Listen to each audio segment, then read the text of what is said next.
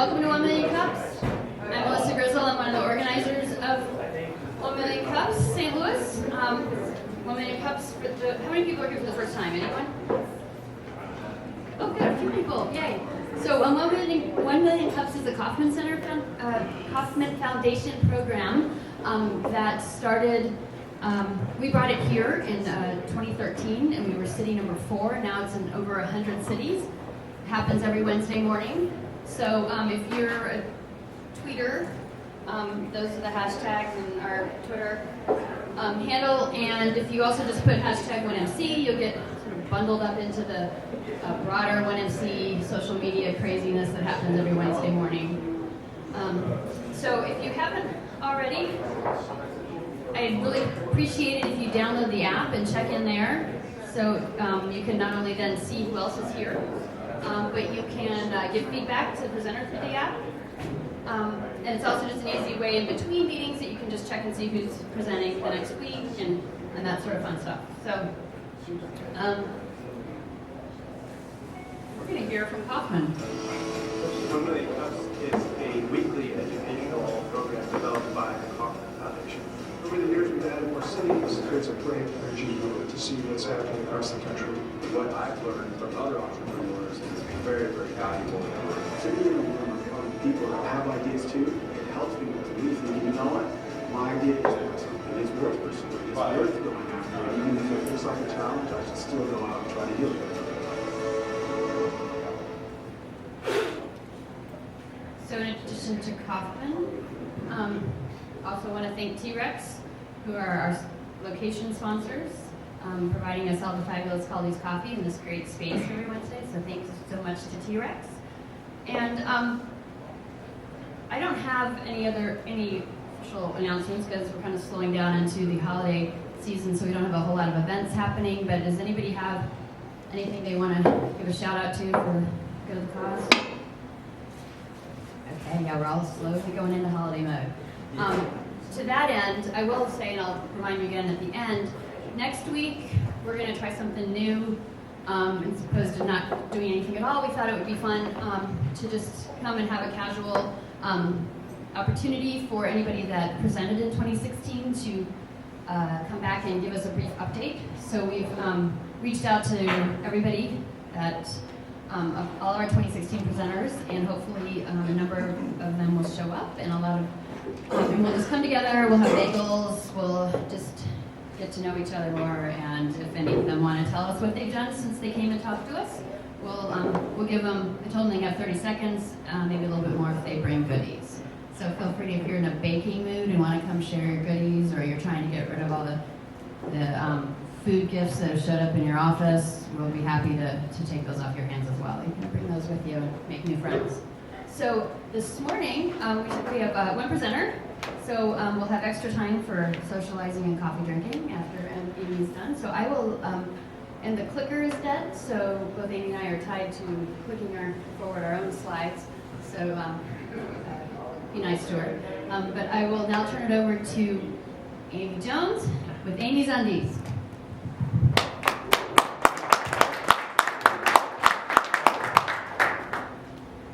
All right, here we go. Hi, my name is Amy Jones, and I'm 34, born and raised in St. Louis. My intention, there we go. My intention is to evolve the women's sizing system to address the main areas of fit problems. To start off, I'm going to be providing underwear that fit all sizes of behinds, not just the one that all manufacturers think women have. A little background on how I got here. I decided at the beginning of the year that I needed underwear, new underwear, revamp it, because I'd been wearing the same underwear since I was 12. Just regular Hanes bikini. Thanks. Okay. If I bought my size when I was on this adventure, I would walk around and, every 5 minutes I'd have a wedgie. I'd sit down, I'd have a wedgie. I'd stand up, I'd have a wedgie. I went up a size. And then I was walking around with a loose balloon. Then there was extra fabric everywhere, and it was very uncomfortable. So, to put it nicely, I was very upset. And 500 $100 later, everything was in the trash, and I was done, and so I started researching to see if there were any manufacturers that produced underwear for women with bigger butts. And there was none. There wasn't even, I mean, there are some out there that do no wedgie or no write-up, and even those still gave me wedgies. So if we go to the next one here. So needless to say, the women's sizing system is broken. So when I started researching, because I knew that I had to start making my own underwear if I wanted comfortable underwear.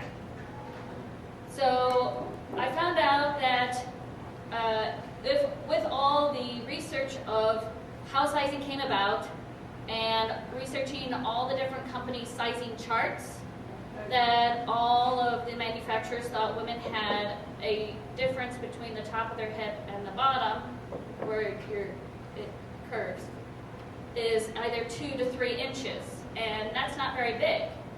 And I'm not a big person, as you can see, and I have a 4-inch difference between the top of my hip and around the largest part of my hip. So automatically I found out, well, there's the problem. And so I started researching some more. And here is a description of how you would measure from the top of the hip to there, and then you just subtract them, easy. It's called differential. So during my research, I found this graph. It is a graph that Levi's did. It's a body scan data that they did of 60,000 women across the earth in all of their stores. And as you can see, that the main differences is between 4 and 7 inches. So how do we have underwear for women across the globe that's 2 to 3 inches, when the majority of women have a difference between 4 to 7 inches? Well, let's go back to how sizing came about. The sizing charts were first invented in the 1940s, and that was based on data that was taken by anthropometric studies, that is the study of the different sizes of different measurements of the body. And it was done on military personnel, so all the women who were required to maintain rigorous exercise, and also it was done at the end of the Great Depression. And so all the women who were being paid to get their body measured were starving. So all the measurements were done on women who had to exercise multiple times a day or were bone thin because they were starving, and they went and got $30 so that they could buy some food just to get their body measured. Some more research that I came across was Body Labs. They did a survey at the beginning of this year of 1,130 people on their buying, on how they purchase clothing. So 23% of all clothing purchased gets returned. 64% of those people say it's because of incorrect fit. 85% of people would purchase 1 to 2 more articles of clothing during a single transaction if they knew it would fit right. 91% of those people are women. 57% of consumers only purchase apparel or footwear online from brands or styles they know that will fit. So here's my sizing chart. And as you can see, I have it separated into the different differentials for women.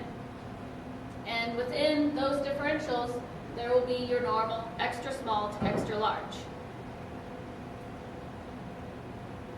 I'll let you take that in for a second. Now, as you saw in the graph earlier, there are women who some don't have any difference and some have 9 inches of difference. That's a large span of size. Yes. And so through all of my prototyping and research on specifically underwear, I found that because of the fabric that I was using, it had extra stretch, so it would cover more than one category of curve. So that's another reason why I'm doing underwear, because, well, the overhead is smaller and it's easier to start out that way. And I definitely intend for this to grow into an entire clothing line, because not only are there issues with bottoms, jeans, pants. I mean, they've started to make curvy jeans, but those even barely fit me. I mean, you know, I still have to pull it up and back. That's all there is curvy jeans. There's no pants, no skirts, you know. So it is a big problem. And I keep on telling women, if you've ever had a wedgie or had to fight with them, your underwear does not fit correctly. So if we move here, here are some of the prototypes that I made. These were some of my friends that were gracious enough to be photographed. So as you can see, all of my patterns and prototyping are finished. And I have found the materials that I'll be using, the sourcing for that. I have launched an Indiegogo campaign I launched it at the beginning of November to fund the first run. It's not doing as great as I would like, but it's enough to do a small first run. So even though I'm starting with underwear, that is not, as I said earlier, it's not the only clothing. And from bottoms, I'll go into tops, because I don't think there are very many women who can actually wear a button-up shirt without the buttons coming undone. I can't either. And as I said, I'm not a big person, and they don't even fit me. So, I guess, yeah. All right. Yeah. Thank you.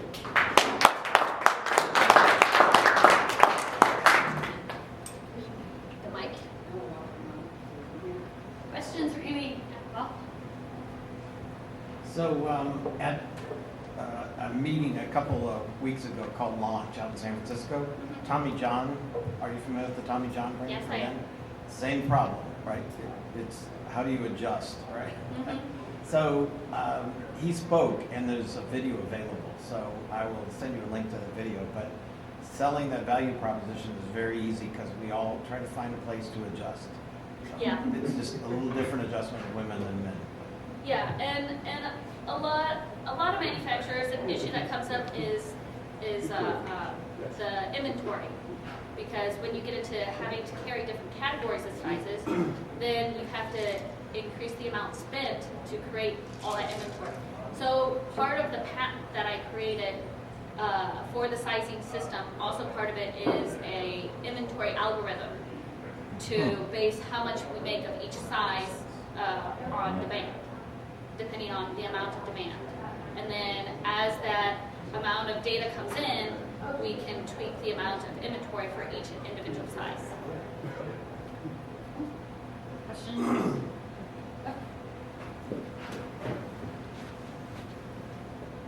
Hello, Hi. good presentation. I just tweeted something about you, and I saw, when I put in my tweet, your Indiegogo campaign. Tell us a little more about that.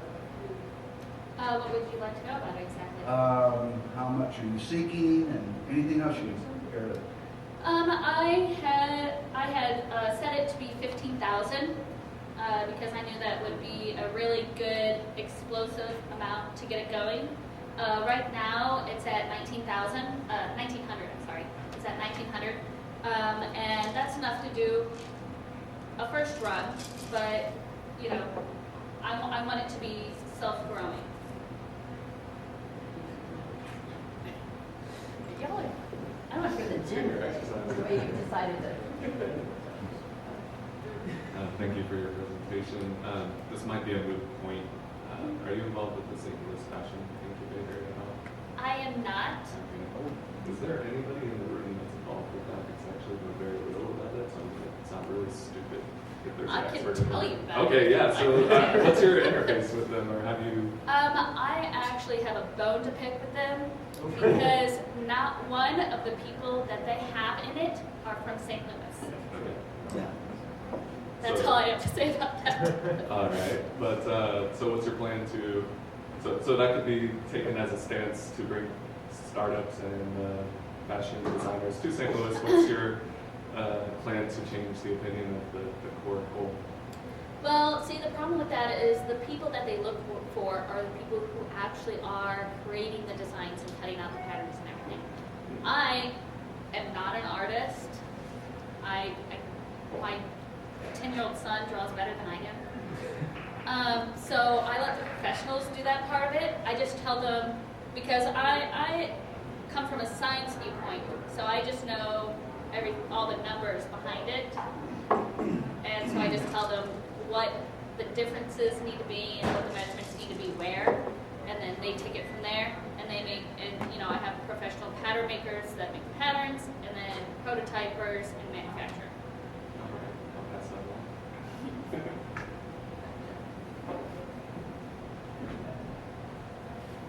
I think it's actually interesting that you do come from your presentation was very scientific, very, very number driven, which is very interesting for underwear.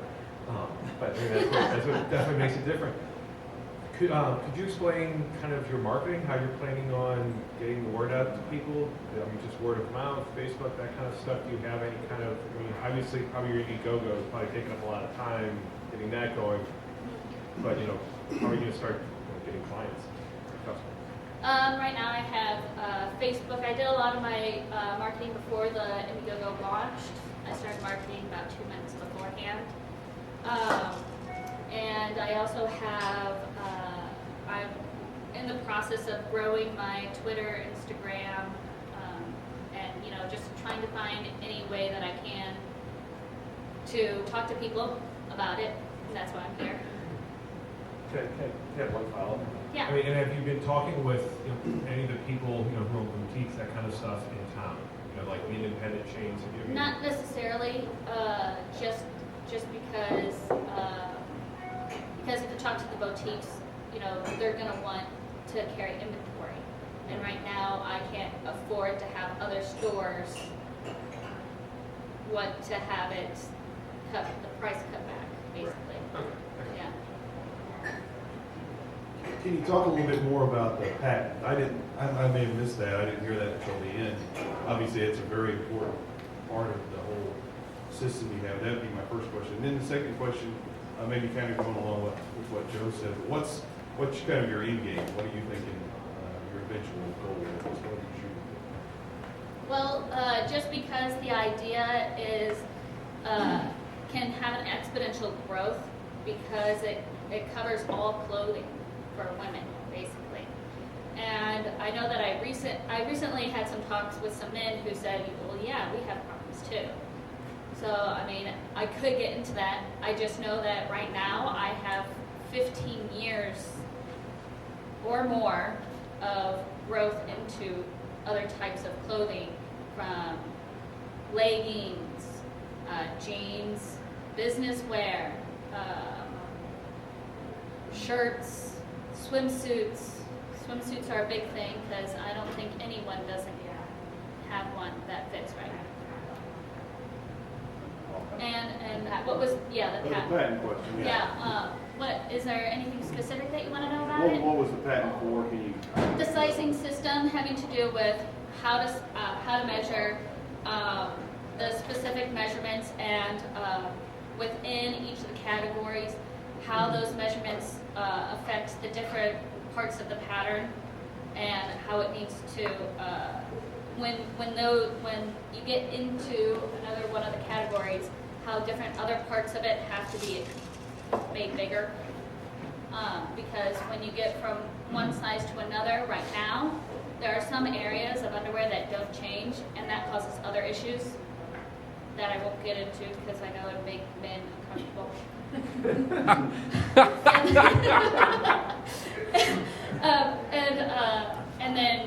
And then the inventory algorithm on how you would create, manufacture stock versus the amount of demand that is being asked for, and then how that would even out for each individual size. So you're gonna be internet direct to begin with? Exactly. Okay. Do you have a launch plan? Do you have some strategies for getting attention?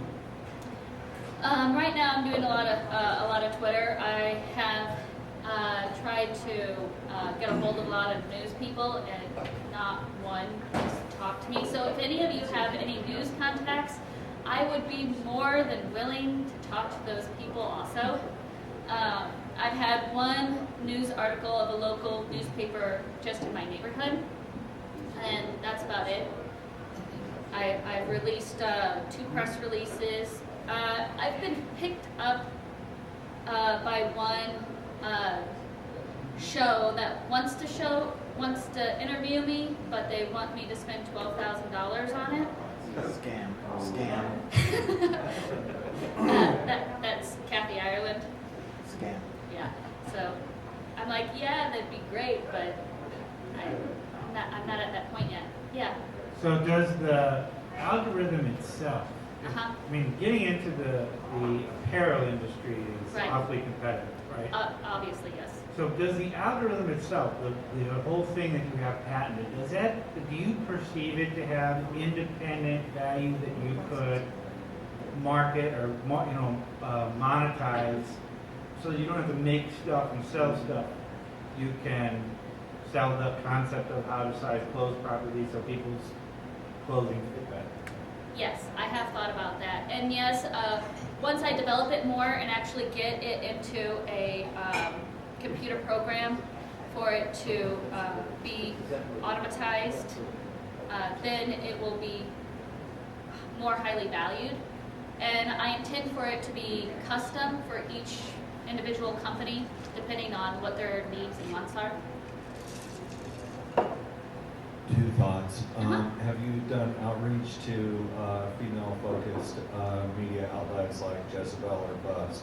And the second thought is, I have no knowledge of on-demand apparel, where they basically, you order it and then they manufacture it as opposed to vice versa. Yeah, I haven't reached out to those 2 specific ones, but I have reached out to a lot of women's groups. It's either they don't contact me at all, or they're very excited about it. And then, what was the other question? On-demand apparel. On demand. The problem with on-demand apparel is you have to have your own manufacturing. You have to own your own manufacturing for the overhead not to be enormous. Hi. I began expressing my own opinions about underwear between the ages of 13 and 15. Okay. Who are you selling underwear to? Are you selling them to the mom to teach their daughter about how to buy underwear? Are you selling to the teenager who's first expressing an idea in underwear? Who are you introducing this concept to begin with? I am mostly bringing it to the attention of, just because I grew up in these specific areas. I was a dancer for 15 years. So dancers and fitness women are the most, are more prevalent to have this issue because they do squats. And a lot of weightlifting. Yes. Okay, so you want them to be your early adopter. That's your strategy, to be your first adoption, correct? Yes. Other questions?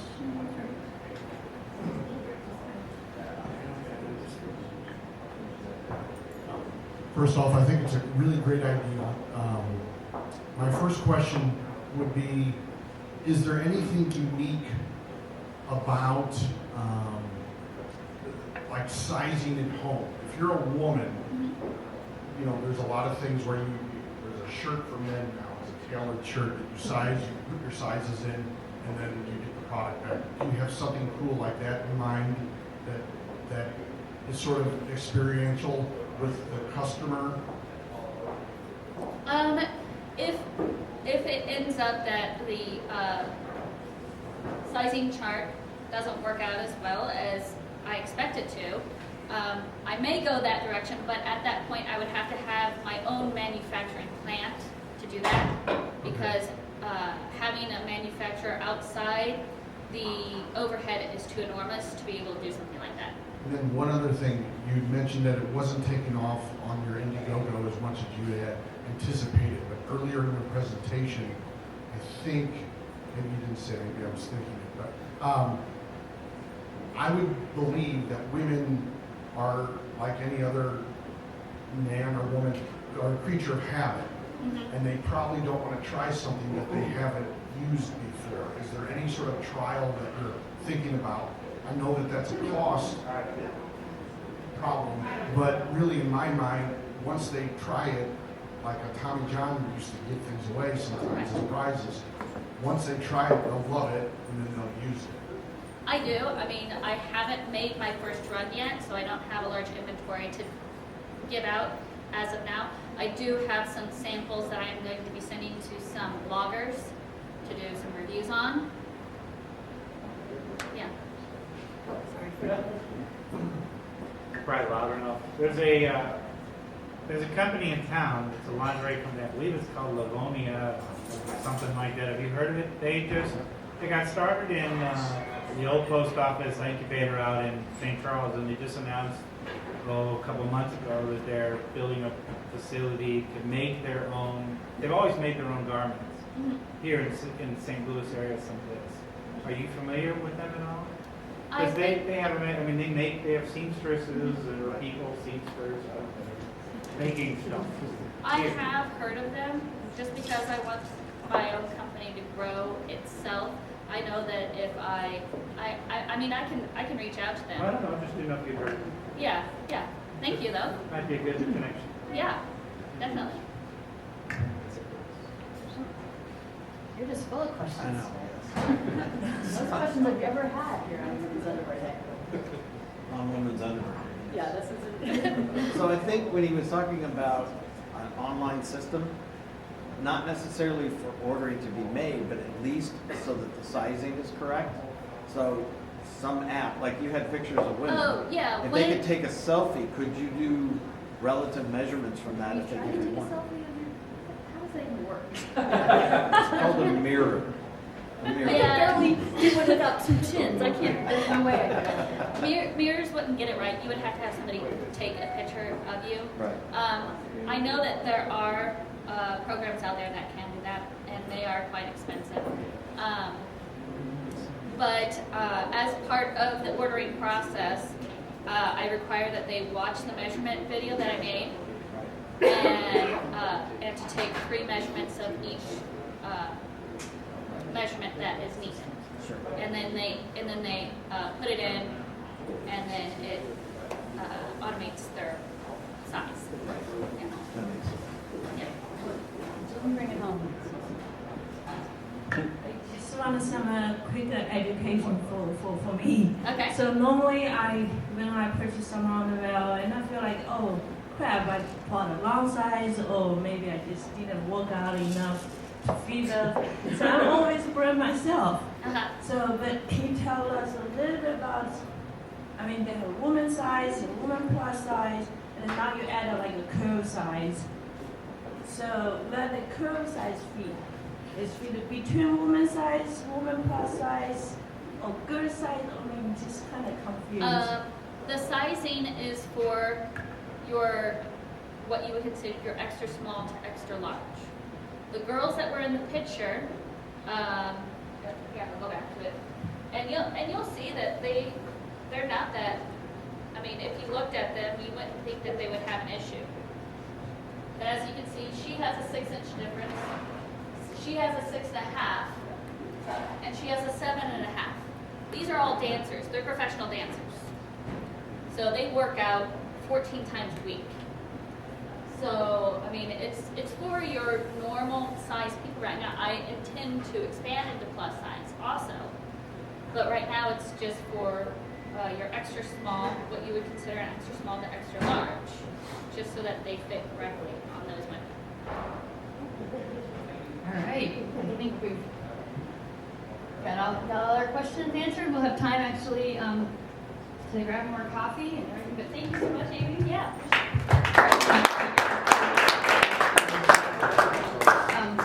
I don't think I've got any other things to talk about. Just come back next week and hang out and socialize and drink coffee and bring treats if you want. And if you presented this year, we'll let you chat for a few minutes on the microphone and go have coffee with Chad. Thanks for coming, guys. See you next week.